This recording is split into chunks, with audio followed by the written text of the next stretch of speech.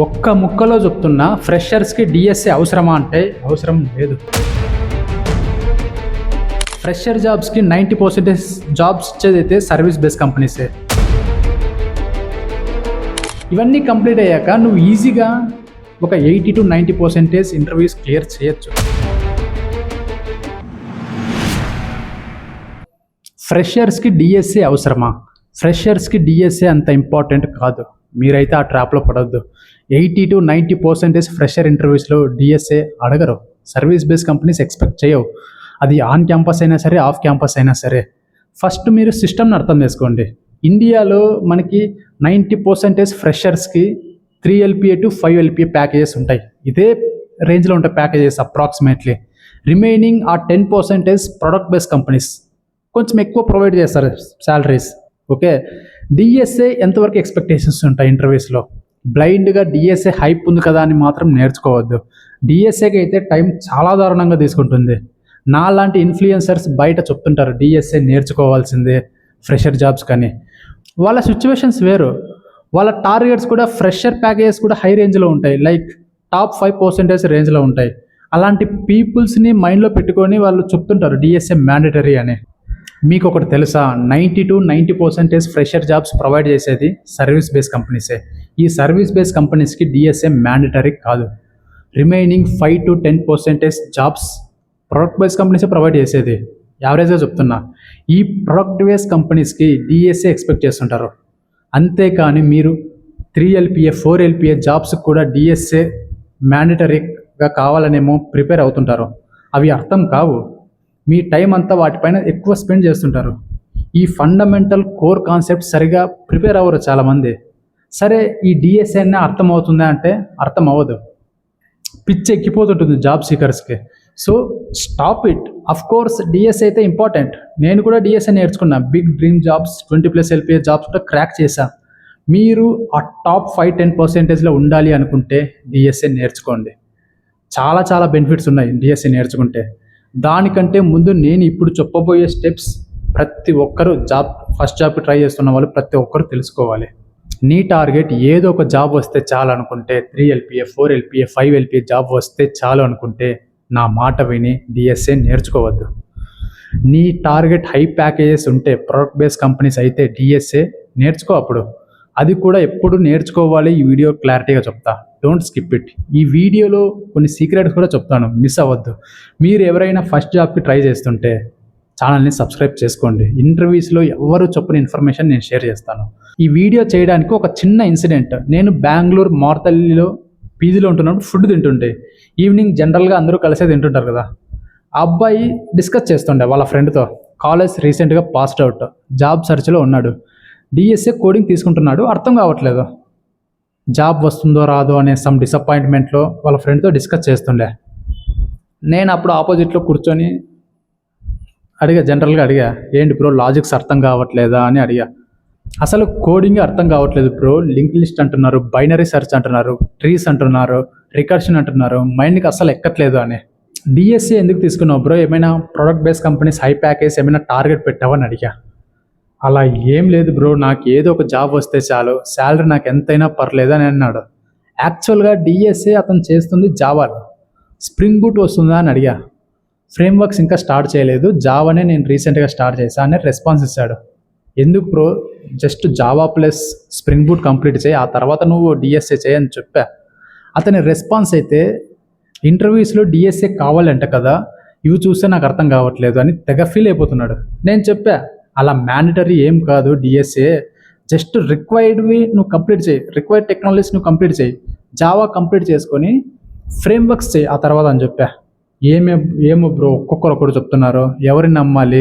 నువ్వు చెప్తున్నావు ఓకే, రేపు ఇంకొకరు వచ్చి ఇంకొకరు చెప్తారు. సో ఎవరిని నమ్మాలి? నేనైతే చేంజ్ చేయను, జస్ట్ ఇదే టెక్నాలజీ ట్రై చేస్తా అన్నాడు. నేను కూడా ఇంకా కన్ఫ్యూజ్ చేయలేదు. సరే, ఇక ఆల్రెడీ కన్ఫ్యూజన్లో ఉన్నాడని నేను కూడా ఎక్కువ డిస్టర్బ్ చేయలేదు. ఇక్కడ ప్రాబ్లం ఏంటంటే, ఫ్రెషర్స్కి రిక్రూటర్ ఎక్స్పెక్టేషన్స్ ఎలా ఉంటాయో తెలియదు చాలామందికి. నేను ఫైనల్ ఇయర్ ప్లేస్మెంట్కి కూడా నేను డిఎస్ఏ ప్రిపేర్ అవ్వలేదు. నాకు డిఎస్ఏ అనేది ఒకటి ఉంటుందని కూడా తెలియదు అప్పుడు నాకు. నేను ఫ్రెషర్స్కి ఇంటర్వ్యూ చేసేటప్పుడు అయితే డిఎస్ఏ అడగను. నేనే కాదు, చాలామంది అడగరు. ఫ్రెషర్స్కి మోస్ట్లీ వాళ్ళ ప్యాకేజెస్ 3, 4, 5 LPA అలా ఉంటుంది. ఇంటర్న్స్కి అయితే ఇంకా తక్కువ కూడా ఉంటుంది. డిఎస్ఏ లేకుండా కూడా ఫ్రెషర్ జాబ్స్ క్రాక్ చేయొచ్చు. మీకు జస్ట్ కోడింగ్ కాన్సెప్ట్స్ ఐడియా ఉండాలి. ఇదైతే మీరు మైండ్లో పెట్టుకోండి. సర్వీస్ బేస్డ్ కంపెనీస్ డిఎస్ఏ అడగవు ఫ్రెషర్ లెవెల్కి, చాలా రేర్గానే అడుగుతాయి. జస్ట్ ఈ క్యాండిడేట్కి కోడింగ్ కాన్సెప్ట్స్ ఐడియా ఉన్నాయా అని టెస్ట్ చేస్తారు అంతే. మన వాళ్ళు ఎలా అంటే డిఎస్ఏ అనేది అదేదో సపరేట్ టెక్నాలజీ లాగా చూస్తున్నారు. నో, డిఎస్ఏ అనేది జస్ట్ కోడింగ్స్ అంతే. డిఎస్ఏతో మీ కోడింగ్ స్కిల్స్ని టెస్ట్ చేస్తారు. మీ థింకింగ్ ఎలా ఉంది, ఈ కోడింగ్ పైన మీకు నాలెడ్జ్ ఎలా ఉంది, టైం కాంప్లెక్సిటీ, స్పేస్ కాంప్లెక్సిటీ అన్నీ చూస్తారు. డిఎస్ఏ కాన్సెప్ట్స్ అన్ని ప్రోగ్రామింగ్ లాంగ్వేజెస్లో ఉంటుంది. డిఎస్ఏ ఒక ప్రోగ్రామింగ్కి అయితే పర్మనెంట్ కాదు, ఫ్రంట్ ఎండ్ బ్యాక్ ఎండ్ అన్నిట్లోనూ ఉంటుంది. మీకు ఏమి డౌట్స్ ఉన్నా సరే కమెంట్ సెక్షన్లో కమెంట్ చేయండి. ప్రతి కమెంట్ నేను చదువుతా. వాటి బట్టే నా ఫర్దర్ వీడియోస్, మీ ఫీడ్బ్యాక్ తీసుకుని నా ఫర్దర్ వీడియోస్ చేస్తాను. ఒక్క ముక్కలో చెప్తున్నా, ఫ్రెషర్స్కి డిఎస్ఏ అవసరమా అంటే అవసరం లేదు. ఫ్రెషర్స్ మీరు చేయాల్సింది ఏంటంటే డిఎస్ఏ కంటే ముందు చేయాల్సినవి కొన్ని స్టెప్స్ ఉన్నాయి. ఫస్ట్ స్టెప్ ఏంటంటే మీరు కాన్సెప్ట్స్ నేర్చుకోండి. ఒక టెక్నాలజీ ఒక ట్యుటోరియల్ చూస్తున్నప్పుడు అందులో ప్రతి కాన్సెప్ట్ నేర్చుకోండి. లైక్ జావాలో అయితే ఊప్స్ కాన్సెప్ట్స్ కంటే ముందు కొన్ని బేసిక్ థింగ్స్ ఉంటాయి.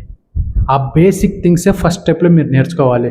Like if condition, else condition, switch statement అవి ఎలా వర్క్ అవుతాయి, ఫర్ లూప్ ఎలా ఉంటుంది, వైల్ లూప్ ఎలా వర్క్ అవుతుంది, డేటా టైప్స్, ఇంకా జావాలో ఇవే ఉంటాయి కదా, ఇంటూ స్ట్రింగ్స్, ఈ డేటా టైప్స్, క్యారెక్టర్స్, ఫంక్షన్ని ఎలా కాల్ చేస్తాం, మెథడ్స్ అంటే ఏంటి, విత్ కోడింగ్ ఎగ్జాంపుల్స్.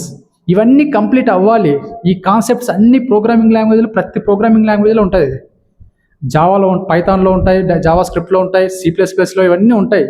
ఇవి బేస్మెంట్ కాన్సెప్ట్స్. ఈ కాన్సెప్ట్సే మీరు డిఎస్ఏ ప్రాబ్లమ్స్లో సాల్వ్ చేయడానికి అప్లై చేస్తుంటాం అంతే. సెకండ్ స్టెప్ ఏంటంటే ప్రతి ప్రోగ్రామింగ్ లాంగ్వేజ్కి సపరేట్ కాన్సెప్ట్స్ ఉంటాయి. ఇవి కొంచెం సింటాక్స్ డిఫరెంట్గా ఉంటాయి లాంగ్వేజ్ టు లాంగ్వేజ్. ఇందులో కూడా అవే ఎల్స్, అవే ఇఫ్ కండిషన్స్, అవే else statements, switch statements. Each ప్రోగ్రామ్కి ఒక టైప్ ఆఫ్ స్టైల్ ఉంటుంది, అవే యూజ్ చేస్తుంటాయి. ఏదైనా మనం యూట్యూబ్లో ఏదైనా టెక్నాలజీ ప్రిపేర్ అవుతున్నప్పుడు ర్యాండమ్గా చూడొద్దు. ఒక ప్లేలిస్ట్ సెలెక్ట్ చేసుకో, 1 by 1 చూడు, ఆ తర్వాత నెక్స్ట్ స్టెప్స్కి వెళ్ళాలి. జావాలో ఊప్స్ కాన్సెప్ట్స్ ఉన్నట్టు అదర్ ప్రోగ్రామింగ్ లాంగ్వేజ్లో కూడా వాటి రిలేటెడ్ కాన్సెప్ట్స్ ఉంటాయి. లైక్ జావా స్క్రిప్ట్లో కొన్ని ఫండమెంటల్స్, లెట్, వేర్, కాన్స్ట్, కొన్ని కీవర్డ్స్ ఉంటాయి.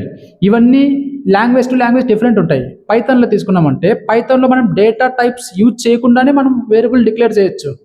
జావా స్క్రిప్ట్లో కూడా కీవర్డ్స్ యూజ్ చేస్తాం. ఇందాక చెప్పినట్టు లెట్, వేర్, కాన్స్ట్ ఇవి యూజ్ చేస్తాం.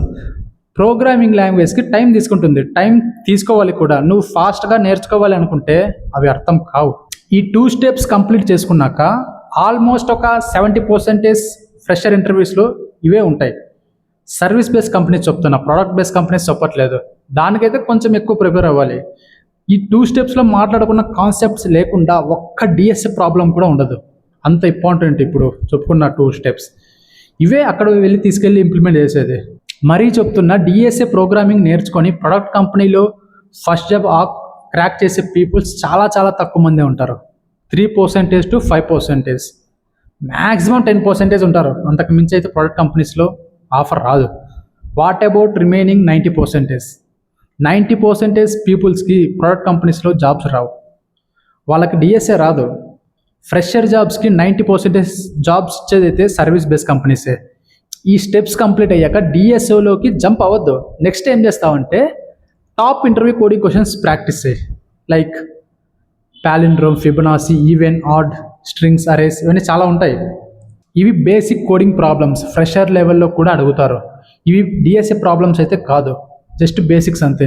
ఇవి ఖచ్చితంగా మనం ప్రాక్టీస్ చేయాల్సిందే. ఫ్రెషర్ లెవెల్కి కూడా ఒక ఫ్రేమ్వర్క్, ఆ తర్వాత జస్ట్ అట్లీస్ట్ మీరు basic to medium level framework అయితే ఐడియా ఉండాలి.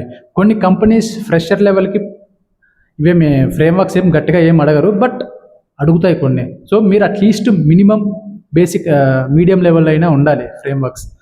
ఇవన్నీ కంప్లీట్ అయ్యాక నువ్వు ఈజీగా ఒక 80 to 90% ఇంటర్వ్యూస్ క్లియర్ చేయొచ్చు with decent packages like above 4 LPA. లేదు మేము డిఎస్ఏ నేర్చుకోవాలి అనుకుంటున్నామంటే నేర్చుకోండి, తర్వాత అది కూడా మంచి ప్యాకేజెస్ అయితే ఉన్నాయి డిఎస్ఏ నేర్చుకుంటే. నెక్స్ట్ నా అప్కమింగ్ వీడియోస్లో డిఎస్ఏ ఎలా స్టార్ట్ చేయాలి from beginner level and coding logics ఎలా బిల్డ్ చేయాలి, ఆ వీడియోస్ మ్యాండటరీగా చూడాలి. ఎవరైతే డిఎస్ఏ స్టార్ట్ చేస్తున్నారో, కోడింగ్ నేర్చుకోవాలి అనుకుంటున్నారో, ఆ వీడియోస్ మీ వరకు రీచ్ అవ్వాలంటే ఇప్పుడే ఛానల్ సబ్స్క్రైబ్ చేసి పెట్టుకోండి. ఫస్ట్ మన టార్గెట్ ఏంటంటే ఒక డీసెంట్ సర్వీస్ బేస్ కంపెనీని క్రాక్ చేయాలి. ఆ తర్వాతే హై పేయింగ్ జాబ్స్కి వెళ్ళొచ్చు.